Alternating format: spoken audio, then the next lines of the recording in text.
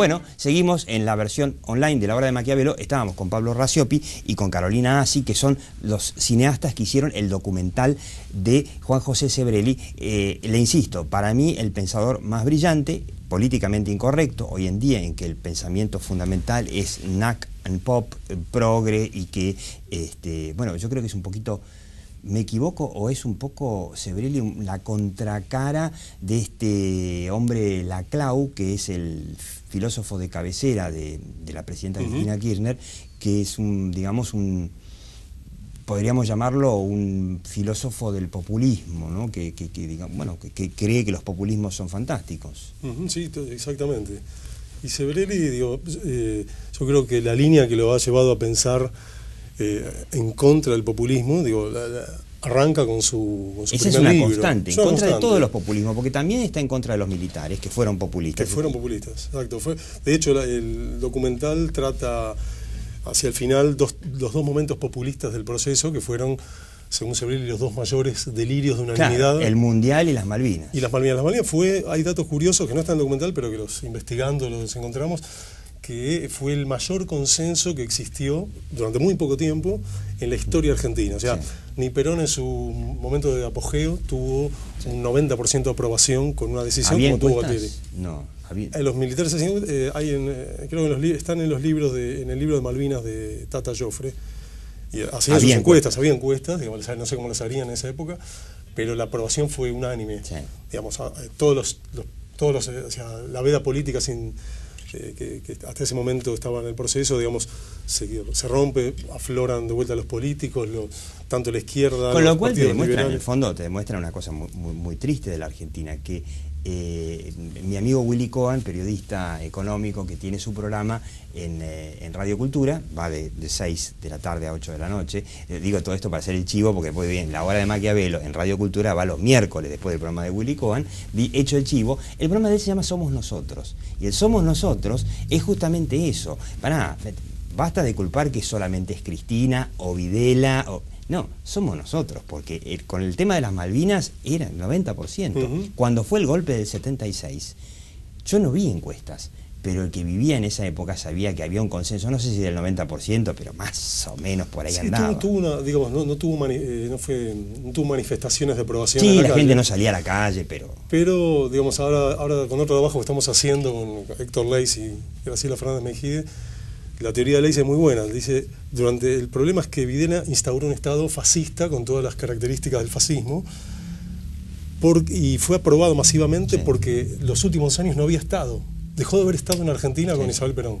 Como no había Estado... Y prácticamente desde el Rodrigazo, en donde desapareció la moneda argentina, virtualmente, hasta que, bueno, finalmente desapareció el gobierno, estaba la guerrilla a punto de tomar el país. Exactamente, él lo toma desde ese momento, dice, y él, habiendo sido guerrillero, ¿no?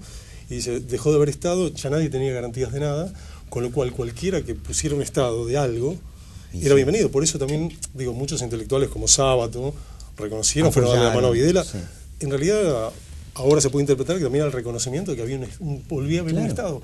Con lo cual, digo, no era que había un pueblo inocente y un dictador malo que cayó de la nada, que es lo que se cuenta un poco en el relato, digamos, lo que hay que volver a rever, decir, no fue así, hubo un consenso para todo. Podemos ver el tráiler nuevamente de la película, que se llama El Olimpo Vacío. Ahora nos van a decir por qué se llama así y cómo la hicieron y con qué financiación, porque el INCA, que es el Instituto del Cine que financia, que escupe, no sé, una película por día, una cantidad de plata muy grande, que eso también son presupuestos que no se discuten.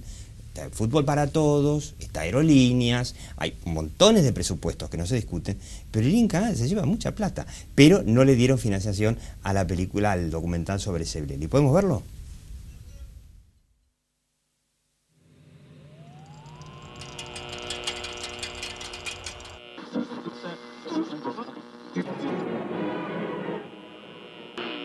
En un lamentable accidente aéreo se mató el cantante Carlos Gardel. Un viento contrario fue la causa del accidente. La entrada de los revolucionarios es un espectáculo nunca visto en la ciudad. La niebla gris rasgó veloz el vuelo de un avión y fue el triunfal amanecer de la revolución. Y como ayer en inmortal 1810 Salió a la calle el pueblo, radiante de altivez. No era un extraño el opresor, cual el de un siglo atrás, pero era el mismo el pabellón que quiso arrebatar, y al resguardar la libertad del trágico malón, la voz eterna y pura por las calles resonó. ¡Viva la patria y la gloria de ser libre! ¡Viva la patria que quisieron mancillar! Orgullosos de ser argentinos al trazar nuestros nuevos destinos. ¡Viva la patria de rodillas en su altar! Con la sociedad irracional no se puede negociar. Se le debe oponer el gran rechazo. Hay que aprender a ir contra la corriente. Hay que ir acostumbrándose a quedar solo, a no ser escuchado por casi nadie. Mientras el engaño triunfa por todas partes y a nuestro alrededor, todos entran alegremente en la corriente de la gran aceptación.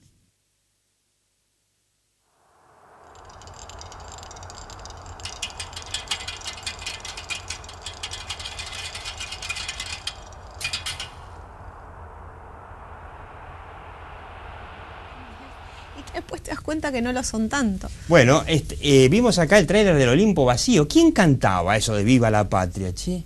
Gardel. Carlos Gardel. Los artistas, en el fondo, los artistas siempre han sido, artistas, cantantes, actores, telenovelas, etcétera, siempre han estado en Argentina más por los populismos, por las dictaduras, que por los gobiernos democráticos, ¿no?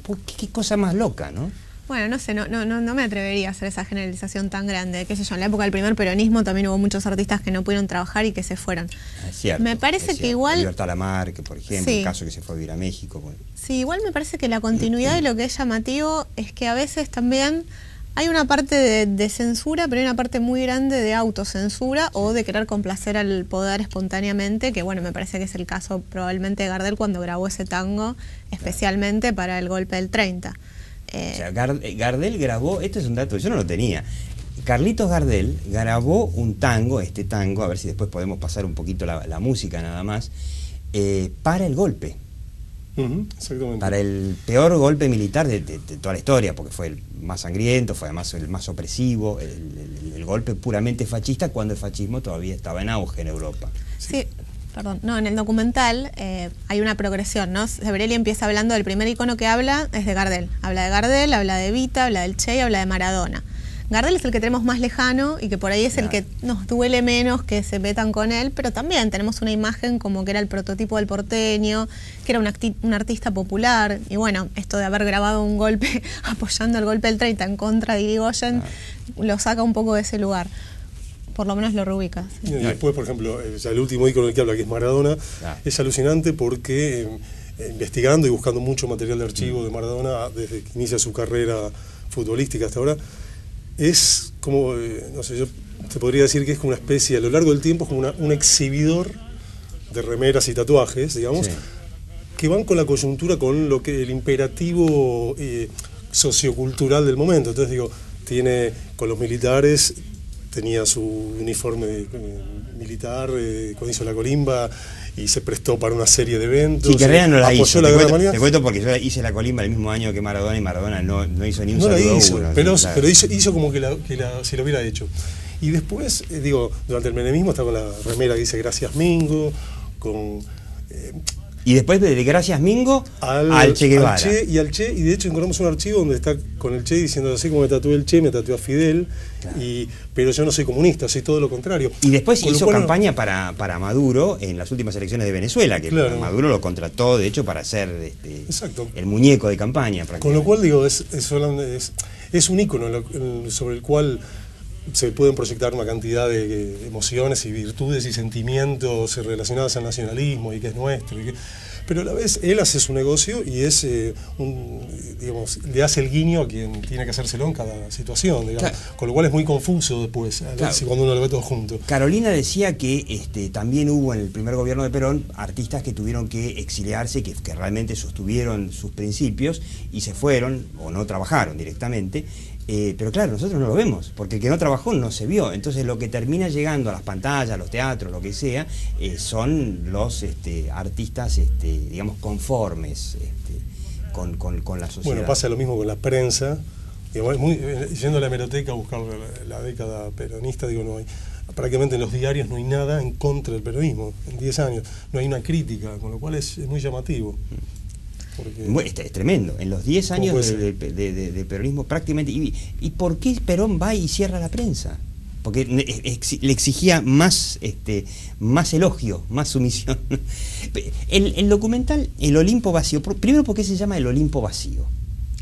Bueno, porque ahí lo que hace Sebrelli es desmitificar a estos dioses argentinos y de alguna manera es como que nuestro Olimpo está vacío. Nuestro Olimpo está vacío. O bueno, o es lo que digo, la sociedad que pretende Sebrelli es una sociedad donde el Olimpo esté vacío en realidad y donde cada ciudadano sea responsable de sus propios actos y donde cada uno se haga cargo de lo que piense de sus decisiones, porque también lo que termina sucediendo es que después de esta cosa del culto cívico a los héroes y a los próceres, que Sebrelli cuenta muy bien cuál es el origen, ¿no? Que en un país de inmigración donde todos procedían de lugares muy distintos, en la escuela primaria era como, bueno, una de las soluciones que se encontró era elogiar a nuestros próceres y convertirlos en un elemento de cohesión. Claro. Sí, y endiosarlos un poco. Después de ahí se pasó a los mitos populares del siglo XX, que son muy creados también por los medios masivos, y también de ahí al caudillo es como que hay un paso, ¿no? Y es esta cosa de delegar en el otro la satisfacción de haber llegado, la identificación del éxito en el otro, es delegar también un poco la capacidad de pensar y dejar que el otro tome decisiones.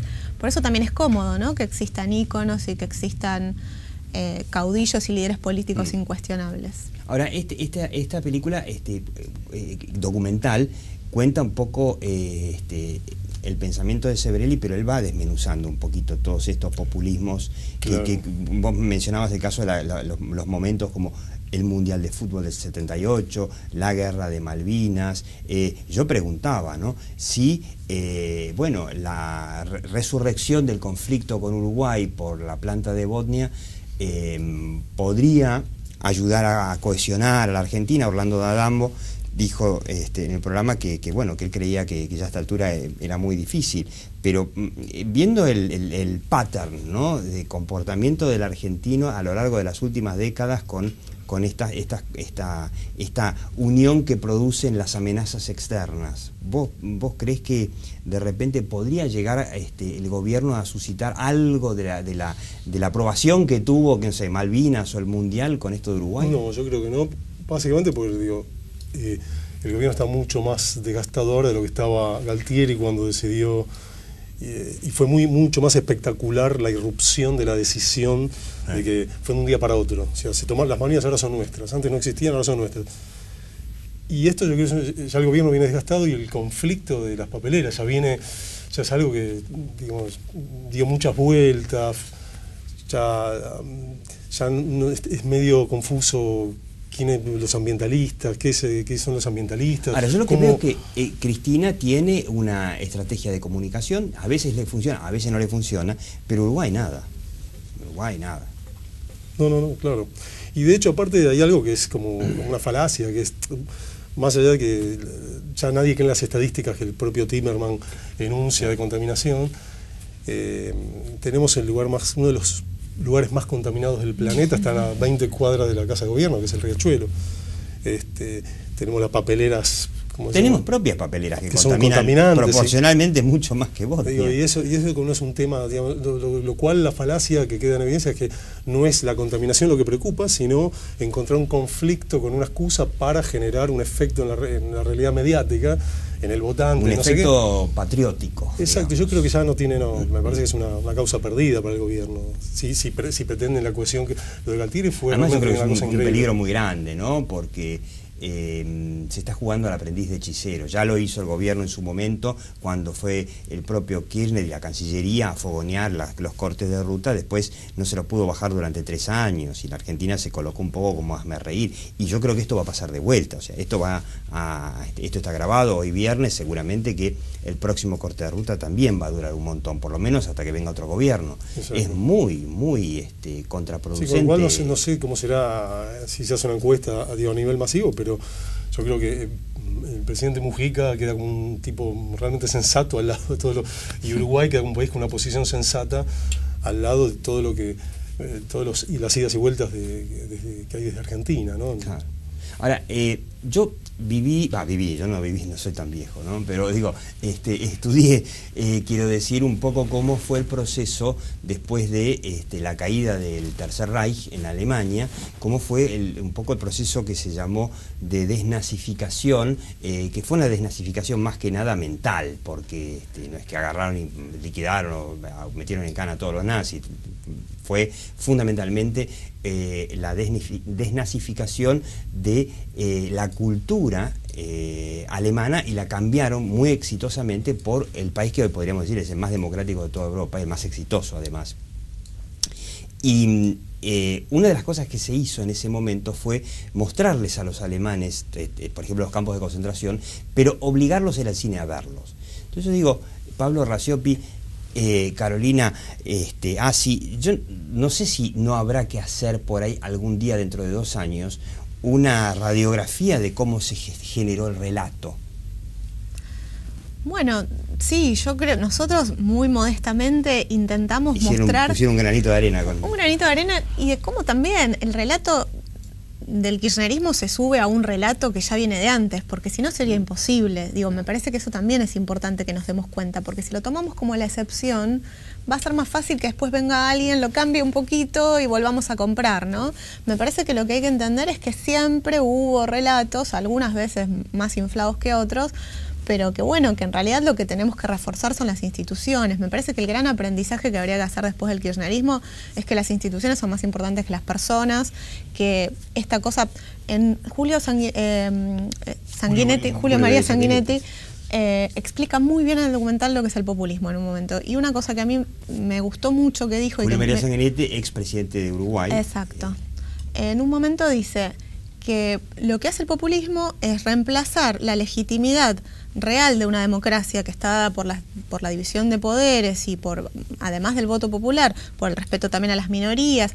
Todo eso lo reemplaza por un presunto pueblo en la calle que es el que da la legitimidad a todo, ¿no? Como que la mayoría... Que es el pueblo, claro. Sí, pero termina siendo la dictadura de la mayoría, de alguna manera. O no mayoría, es el pueblo. Yo me acuerdo cuando pasó este episodio en La Matanza, cuando atacaron a la caravana de Sergio Massa, Luis Delía, que es un hombre de La Matanza, y quien te dice que no estuvo detrás de alguna de esas tropelías, salió a decir, no, pero ese era el pueblo. Ese era el pueblo que estaba defendiéndose de que...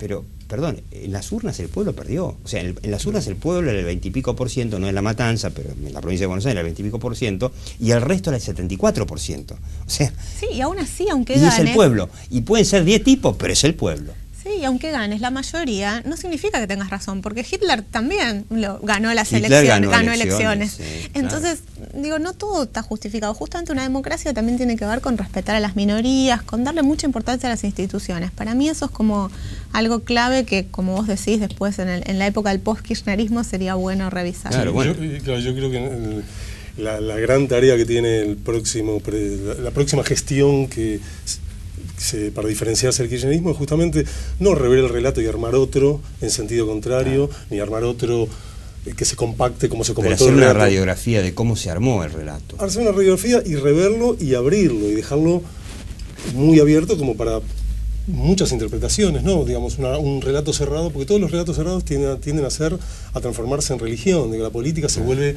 un acto de fe, ¿no? Un acto de la razón. Entonces, es creer o no creer, es ser devoto o ser un enemigo. Hay algunas cosas que son muy interesantes, por decirlo de alguna forma, peligrosas también del relato. Por ejemplo, que el gobierno pone un esfuerzo muy grande por decir, bueno, en el fondo nos va bárbaro, y si no nos va mejor como quisiéramos, es por culpa de la grave crisis internacional. Claro, y es muy fácil, porque la gente, digamos, salvo una élite, no viaja al exterior para enterarse de cómo está realmente el mundo afuera. No todo el mundo es España, no todo el mundo es Grecia, y hay muchos países que les va muy bien, y sobre todo en la región, que está creciendo mucho. Basta con ir a Brasil, basta con ir a Chile, basta con ir a Uruguay. Yo estuve en Uruguay hace un mes, la verdad que Uruguay está bárbaros. La vida se nota en la vida, poniendo la lupa en las pequeñas cosas de la vida cotidiana, como la vida cotidiana de cualquier ciudadano, tiene cosas mucho más encausadas, donde ya no hay discusión, o la discusión es, digo, no es en términos violentos. Digo, acá estamos discutiendo, hoy vi una noticia de unos padres en un jardín, en un colegio, sí, quedándose a trompadas. Sí, ya todo se resuelve a los palos, a las piñas, o a los insultos, con lo cual hay algo que no prospera, hay algo que en toda América Latina no existen, no sé, en Venezuela, hago la excepción, no hay tomas de colegios. No hay tomas de colegios. Se debate si la reforma educativa está bien, está mal, puede ser mejor, pero no se toman los colegios. No hay, por ejemplo, en Brasil no hay piquetes, no hay paros en las ciudades todos los días o piquetes todos los días. Hubo gente que protestó. En España hubo gente que protestó. Se hace un paro general en algún momento porque, qué sé yo, hay momentos donde la realidad... acá preguntamos, ¿hoy andan los subtes? Y si andan, viste, si es una fiesta. Y no, eso no tenés pasa el pronóstico del transporte público todos los días, si anda, si no, si hay corte, si hay piquete. Y todo lo que lees es la cantidad de intereses que sabotean el funcionamiento de las cosas básicas. Lo cual bueno, es una realidad bastante horrible. No puedo más que recomendarlo, ¿no? El documental sobre Sebrelli, El Olimpo Vacío, que hicieron Pablo Arraciopi y Carolina Assi, lo van a dar, en algún momento va a estar subido a la web, ¿no es cierto? Pero todavía podemos subirlo nosotros, que no lo suba alguien antes. ¿Dónde se lo puede ver ahora? Ahora está, todo el mes de octubre va a estar en el Teatro San Martín, en el Centro Cultural San Martín, viernes, sábados y domingos. Muy interesante y bueno, un principio de gente que trata de, digamos, deconstruir el relato que nos vendieron y que bueno, y que ya se nota que no está más. Muchísimas gracias y usted siga viendo La Hora de Maquiavelo.